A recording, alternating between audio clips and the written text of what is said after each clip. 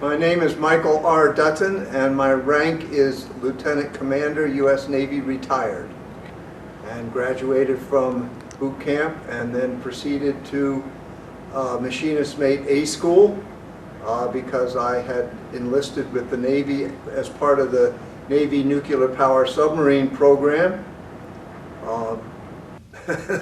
basically to be a machinist mate.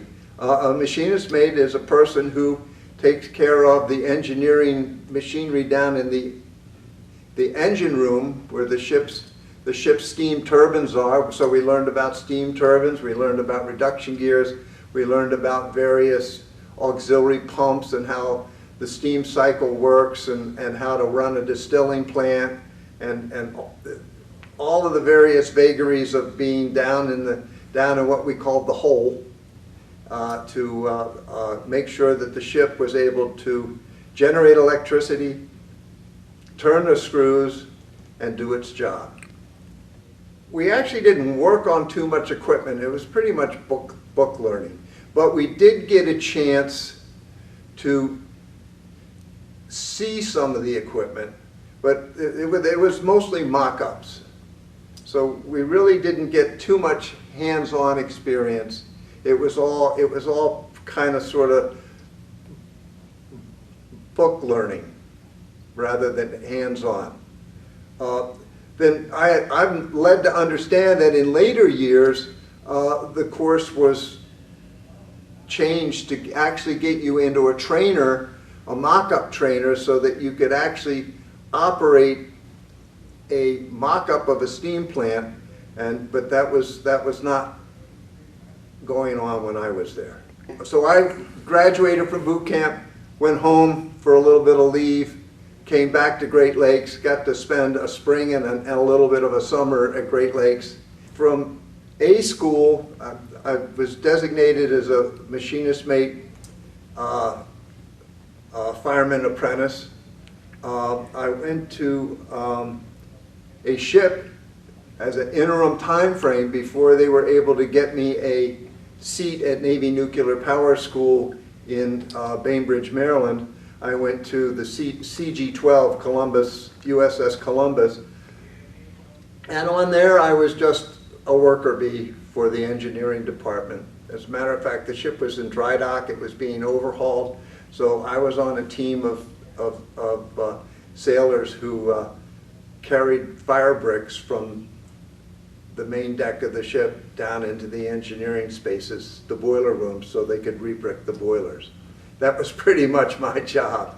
So not a lot of machinery going on there. It was a big ship. And I was just a little sailor.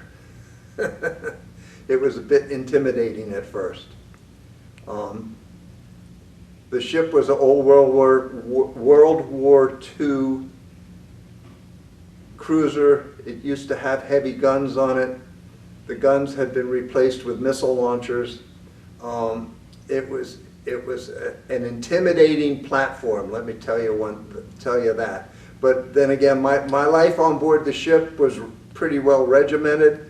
I got up in the morning, ate breakfast, went to work, carrying bricks down into the fire room, and then got off on weekends and was able to go home to Delaware every once in a while, and that was about it. But got along well with my bosses.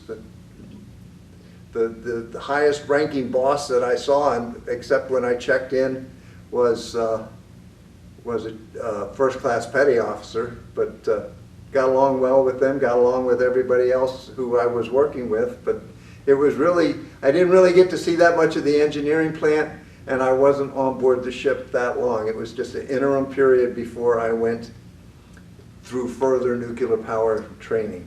I slept in the engineering department berthing on board the ship, and again it was just a standard locker and a standard rack, and they were 3 high, 4 high, something like that. So it was tight quarters. And then I went to Navy Nuclear Power School, and this was, again, all still book learning, but it was learning how a nuclear power plant worked and how you were supposed to run one, et cetera, et cetera. I graduated from that at Bainbridge, went to a prototype in Connecticut that was an actual hull section of a submarine, and inside that hull section was a nuclear power plant. And the nuclear power plant generated electricity, and then went to a cooling tower, and that's how it dispersed what it generated into the atmosphere. But anyway, we used that to train, and it was there where I got into some trouble. The Navy nuclear power program at that time was very strict about who was getting into their submarines. They still are. But I fell asleep, and I was embarrassed, and I said I fell asleep in my car, and I didn't really. Somebody said, excuse me, I said I fell asleep at where I was living, and somebody actually saw me asleep in my car, which was the truth. And the captain said, all right, well, you're out of here because you lied to us. So that ended my brief career as a submarine sailor. I never got to sub school, but I learned a lot about Navy nuclear power, let me tell you.